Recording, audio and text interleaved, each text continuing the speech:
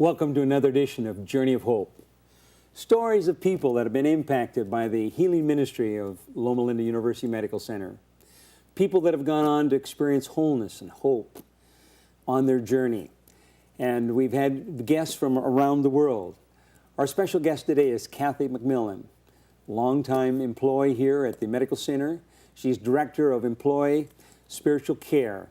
Kathy, it's good to have you here on our program. We have people from around the world that are watching this. And we want to have you tell us a little bit about your background. Where are you from? I know you're raised in the Northwest. I've met you and your family many, many years ago. Right. So tell us a little bit about your background, where you went to school. I grew up in Eugene, Oregon. My folks have a wonderful place there. It's kind of still our family retreat. We all love to go back and go home. And was based there until I went away to college. I went to Walla Walla College in southeastern Washington for 3 years and was a student missionary in Indonesia for a year. And then decided to take nursing, and so I came south to Loma Linda. So when you started college, you weren't planning on being a nurse at that point? No, in fact, I was quite certain I didn't want to go into the health ministries. And your father's a physician. That's right. I started out with elementary education and tried out home economics, and then just felt a real call to nursing. And what kind of an impact did going to the mission field have on your thinking processes? You know, I don't know that it had any direct impact, although it was during that year that I made that decision, but I didn't have any connection to healthcare over there, so I think it was just kind of the maturing process. Kind of growing. Yeah. So you came to Loma Linda, and you graduated in nursing. I did. And then where did you go? And you met a wonderful young man somewhere along the way. Yes. While I was in nursing school, I met and became acquainted with Jim McMillan, and we were part of a student-led worship service. We had both been asked to be part of the team that would help to form that worship service. And so through a period of a number of months of meeting together on a weekly basis, we got to know each other, and I just came to really deeply admire him. And now, was he in medical school at this time? Yes. Okay, and he went on to graduate from medical school and then did a residency. Where all did this take you? He did his internal medicine residency here at Loma Linda, and then when he finished that and was a chief resident, he had decided to go into nephrology. And so he was accepted to the University of California, San Francisco, and we made the move north. At the time, I was 7 months pregnant with twins. Okay. So it was kind of an interesting journey. It was the greatest move of my life because I was on bed rest at the time.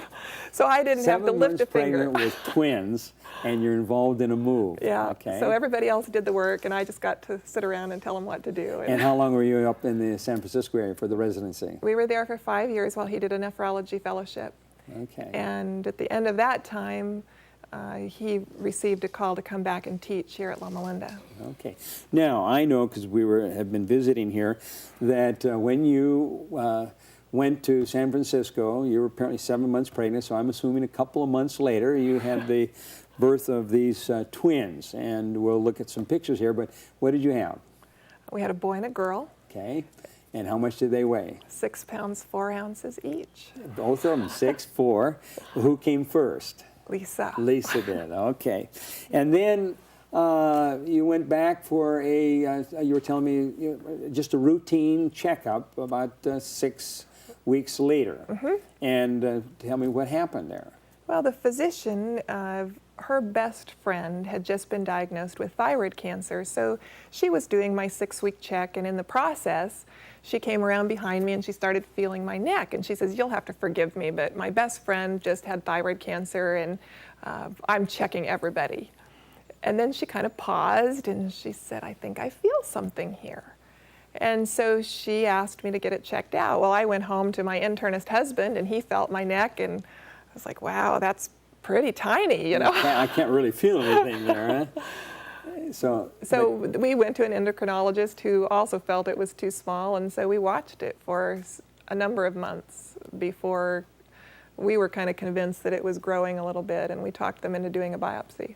And then what did they find? I had thyroid cancer. Thyroid cancer. Yeah. Okay, now I think you know that I've had thyroid Right. cancer. And there's 4 different types. A couple of them are very slow growing, and a couple of them are very aggressive. And what did you have? I had the 2 that were the slow growing. It's Okay. kind of, I started out my nursing career as an oncology nurse, and my husband and I used to have these crazy conversations of things like, well, if you ever had to have cancer, what kind would you want? And I chose thyroid cancer.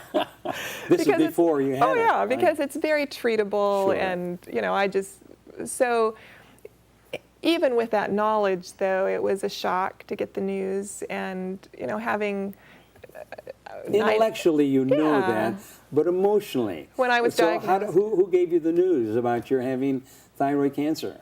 Actually, Jim received the call at work from a physician, and so he called me up at home and had to break the news to He me. broke the news. And it's pretty sobering to find out you've got cancer. Yeah. Even though intellectually, academically, you know that I had to choose one, it'd be thyroid. Right. But when you get it, it's an entirely different emotional thing. It is. And was it hard on him? I would say it was. Yeah. Probably harder, almost harder on him I than having to break the news. I think so, and I don't know, when something happens to me, I think you kind of just work through it and you face it, but as I've watched the way that he's dealt with it, I realized that if I was in his shoes, I think I would have the harder time. Like if he had cancer and I was having to, live with it and experience it, might be harder on me than him. I don't know. Well, we're going to look at a few pictures here, and we'll just kind of run through them. But you tell us what these pictures are. Well, this actually was taken the night before my surgery for thyroid cancer. I had decided that we wanted to do a little surprise for Jim for Father's Day. And so we went without his knowledge to get these pictures taken. When we got the pictures back and I showed them to Jim on Father's Day, he looked at my neck and was a little surprised because you can actually see a little bit of the tumor there. It's kind of a bulge on the left-hand side. First time you really became acutely aware of it. Yeah. This is Lisa in the San Francisco Tulip Gardens when she was about 2, and that's Mark, about the same age. This is through the teen years. This is in our backyard after we moved back here to Southern California. That doesn't look like Southern California. Even they have snow here in Southern California, and I know you're up at a little elevation there. What are you, about 4,000 or 5,000? Almost 4,000. Almost 4,000. Yeah. Okay. This is a picture with my mom and my grandma. They are some of the inspiration in my life. Well, there's a real, there's a family tie here, and they're raising you. They must have helped you develop some real thought patterns and ideas of illness and Absolutely. what are they? Anything particular that was shared? Well, my grandma, we all called her Nana. She lived to be 100. Really? And That's some good faced, genes. yes, she faced a lot of significant health crises and other crises through her life. She was widowed at a fairly young age and just had the most incredible positive attitude. Through all of this. Yeah, and she would, her favorite line was, as she got up past 90, she'd say, "I'm not old, I've just been around a long time." But all these make an impact upon you. Yeah, and but whenever something would happen, she just had the ability to find the positive in it and counted her blessings, trusted a lot on God. And which made a real impact upon you. Yeah. So what do we have here? These are my brother and my sister. My brother's a pastor up in Northern California, and my sister lives here in Loma Linda, so it's wonderful to be close to her. Okay. My dad, he and my mom are just, I put pictures of them in because they're responsible for kind of my spiritual formation. And music was a huge part of our family, so And your whole family today is musical, Yeah. I know. And I know your dad is also a mountain climber because he and I were on a group that went up Mount Rainier and summited some years ago. This is my husband, Jim. Okay. And this is out in our backyard up in Yucaipa when it's not snowing. Yeah, man, look at that green. And I think that is, again, something you inherited from your father. 'Cause I think remember so. He had a great garden. This is some of the first fruits, apparently. Yeah, first produces of the summer. Oh, and I'm sure you're canning too, aren't you? Almost every day in the summer. All right. And this is our family now. Once the kids were grown up, this is actually the first day of college when they went away this last fall. All right, and this one here is our last one. Oh, this was just 2 weeks ago. They surprised me and came home for my birthday. I had no clue that they were coming, and we had a fabulous weekend What a together. wonderful time. Well, Kathy, tell us a little bit about the work. You're involved in spiritual care. Loma Linda has an undergirding philosophy, a motto that says to make man whole. What difference does that make, having that as a foundational guiding principle and philosophy at Loma Linda? What is there different about Loma Linda when patients come here? What do we do to help them? I think one of the things that's wonderful about Loma Linda is that we invite every staff member to be part of our spiritual care team. You might go other places and they would have a chaplain or somebody who could come in and attend to your spiritual needs. But one of my privileges in my job is that I get to train the clinical staff in how to provide spiritual care and instructing them on how to do it in a way that's winsome and not offensive, and that it's woven into the care that they receive. So it's just a part of the total package rather than an add-on. Exactly. Or some kind of a program. Right. Which makes all the difference in the world. So do you have a curriculum that you work from? And I mean, do you have a continuing education? We have a variety of things. I get to meet with all of the new clinical staff when they're hired. And then with nurses, usually within their first couple years of hiring, we kind of do an advanced class. And then we have some optional classes for people who want to come and learn more skills about spiritual caregiving. Well, I know one of the values here is a matter of spiritual life and wholeness, and we actually have a vice president, and that's you're part of that team. So, and you're working with these people, helping them so that they can, as a part of the total program, the total care program, it's the spiritual emphasis that's taking part. So, some time ago, you again received some sobering news that you had a second type of cancer. And what was that? Well, I guess just a little bit of history is that my mother and my grandmother both had breast cancer. Both of them? Yes. And so Jim and I talked, and we kind of said, well, the chances are pretty good that someday I'll have breast cancer. But I expected it to be 20 years from now. Sure. Always at another time, Yeah, well, and always much later. And my mom and grandma were much older when they were diagnosed. Okay. So I had gone in, but I've always been very careful about getting a routine mammogram, and I went in last spring in April, and after the mammogram was over, the radiologist came in and said, well, there's something suspicious, and we'd really like to set you up for a biopsy. And so we went through that process and didn't get the news that we'd hoped for.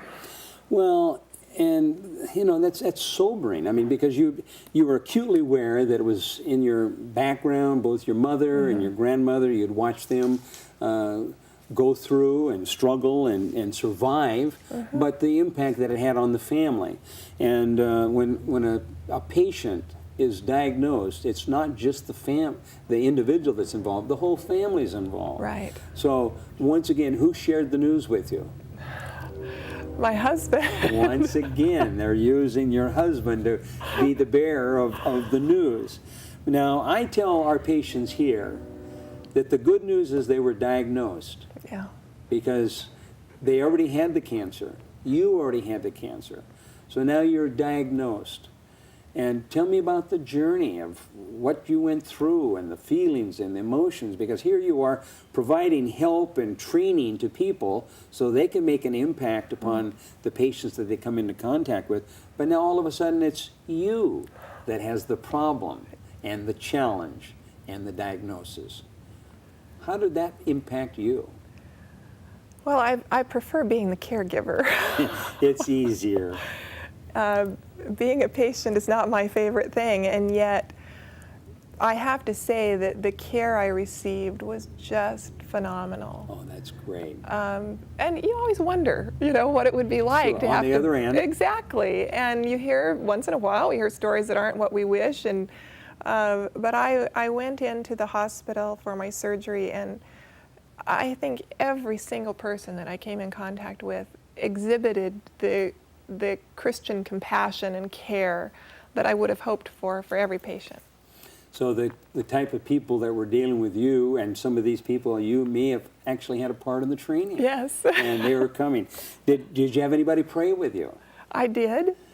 I had several experiences with prayer. One in the operating room. I actually had to go back for a second surgery because they couldn't stop the bleeding. And so about 12 hours after I got done with my big surgery, I had to go back. And the anesthesiologist offered prayer. Offered prayer again. And so you were in the hospital. Now, I know that the physical healing, that takes place, but there's an emotional impact upon all of this. And again, it's not just you, it's the whole family that's involved. So we have people that are watching that have just themselves got the news that you've got cancer. Now, cancer is not a death sentence. No. Cancer is a diagnosis. And we have all kinds of people that are survivors, and many people like you are not only survivors but thrivers. I mean, they've encountered it, they've moved on. But for the people that are watching, and some women here that maybe they haven't gone in for a mammogram, maybe they're putting it off, what would you tell them? Well, one of my stories is maybe won't encourage anybody to go, because my college roommate went to get a mammogram after I was diagnosed, and she also had breast cancer. She lives in Oregon. We ended up having our surgeries 3 days apart and just kind of talked each other through it. Because you had encouraged her to go. But hers was also caught very early, and so she was able to get by with just surgery. So if perhaps you hadn't talked to her, perhaps she Exactly. wouldn't have gone. She still had the cancer.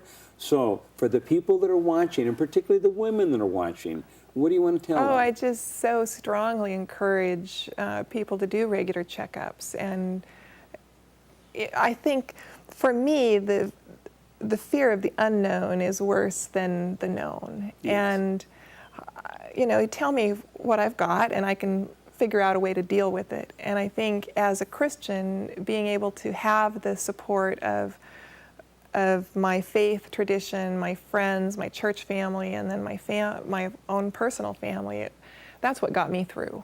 People were fabulous. Well, I know you and I go to the same local church, and I know that people there were regularly lifting you up in prayer, and your pastor prayed with you and prayed for you. But again, you are one of the spiritual leaders there in the church. And it's one thing to be leading out, and then it's another thing all of a sudden to be in the role where you are the recipient, where you're the one that has the challenge. And how do you deal with that? I mean, there are some people say, why, I've done everything right. I pray on a regular basis. We have worship on a regular basis. And yet I've still got cancer. Why me? I never asked that question. I actually had people ask me if I'd asked the question, but it never crossed my mind, because I guess I've never felt that I deserved special privileges. I think the Bible tells us that the rain falls on the just and the unjust. That's correct. And so I never expected that I would be exempt. In fact, I've actually had a pretty easy life, and so I felt very blessed. Yeah. So it's different, though, to be on the receiving end of things, because I have, through my life been, one of the people who would take meals to people who were having a family crisis, and all of a sudden you've been the caregiver. Yeah, and to have people there saying, okay, so what day can we come? And I almost had to consciously make a decision to let people be involved. Because your nature is to have kind of control, and you're the caregiver, and now all of a sudden you're the recipient. So you had to almost be intentional about it. And it was a huge gift. I just cannot tell you. Jim and I talked how we felt so held, was the word that we used, to kind of embraced by God and by our friends and family. It was such a remarkable experience, because I can imagine going through a journey like that and feeling quite alone.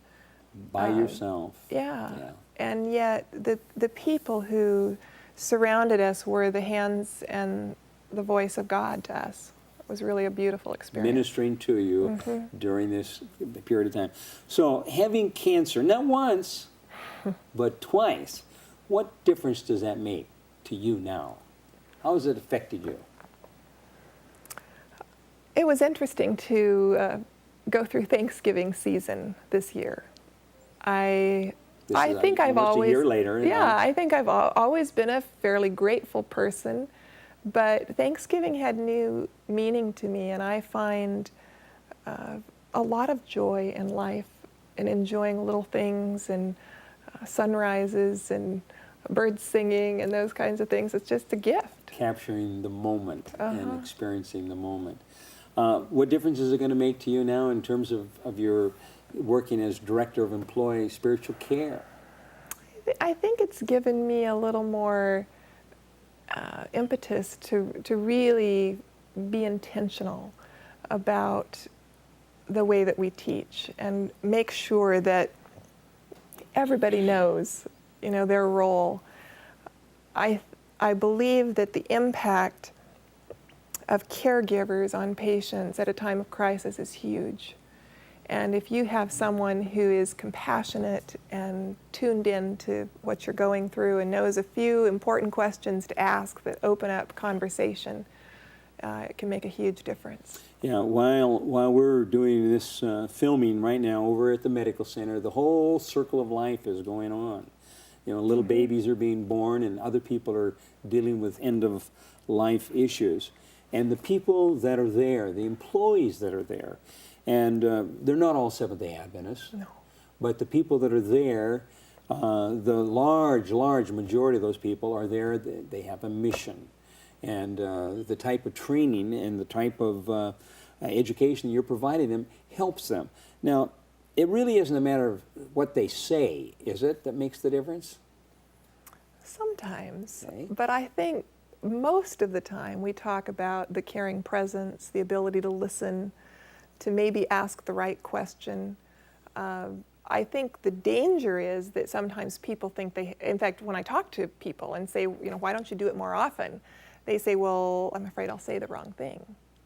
So there's a hesitancy. Yeah, and the beautiful thing about it is that we don't have to fix anything or give the right information. We just have to It's not a matter of even having the right answers. Right, because most of the time people aren't looking for answers. They're trying to figure out a way to sort through this journey that they're on. And so to be able to ask a question like, wow, where do you get the strength that you need to face this day? Or how do you deal with the anger that comes from this accident? Or where is God for you in this experience? Those kinds of questions just open up space for people to be able to talk and explore. So these are not professionals in the sense of being a chaplain. I mean, generally you think of spiritual care being delivered by a chaplain, and that's one of the big differences between Loma University Medical Center and some of the other institutions. They all have chaplains. But here, what you're telling me and sharing with the audience is that it's the staff. It's the entire staff that are to be a part of this healing that's going on spiritually and emotionally and physically. Yes, and I don't want to diminish the role of the chaplains, though, because we have a great chaplain yes, team I here. understand. But we just want to expand that and increase the exposure that everybody gets. So it's not really just compartmentalized, Right. And it's making an impact. What other kind of questions do you, when you're dealing with patients, what are some of the questions you ask to open them up and begin to share? I think one of the really important questions to ask is just a very general question, something like, what are your sources of strength? Sometimes people will mention spiritual sources, and sometimes they'll talk about their family or other things. But it's a starting place to get people on that wavelength and what you're thinking about. And then from there, if they don't mention anything in a spiritual realm, you can follow up and say, I noticed you didn't mention anything about a church family or a relationship with God. Is that a part of your life? And you have the opportunity to just explore a little bit. And we have people there with all kinds of religious backgrounds and really no background at all. And on our staff, too. And on the staff also, that's correct. And so you have to take them and you listen to them, and listening, it sounds like, is a very important part. Absolutely. And being in tune with the patient and letting them know that you're there. You're there to help in any way. And sometimes just a touch on the arm, I'm sure, can make all the difference in the world. Well, I know that this journey, and it is a journey, life is a journey.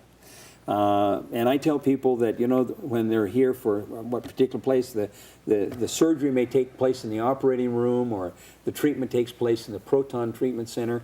Well, that's where the thing begins, but healing is a process. Mentally, physically, spiritually, and emotionally. What kind of an impact has this had on the kids? They weren't around for most of it. They actually had jobs. They both got jobs to be at summer camp. And so shortly after I was diagnosed, they went to Oregon for the summer. And it might have been easier for them that way, to not have to be around. I think it might have been easier on me because I was in a lot of pain for a few days and I didn't have to worry about taking care of them.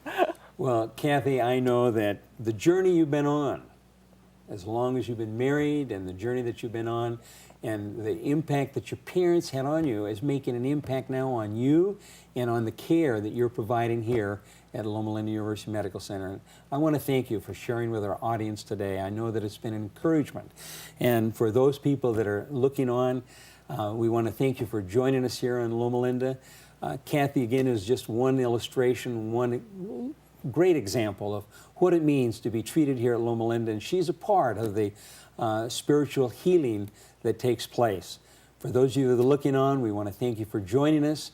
We look forward to having you with us next week, where once again you'll meet another patient that's been impacted by Loma Linda University Medical Center.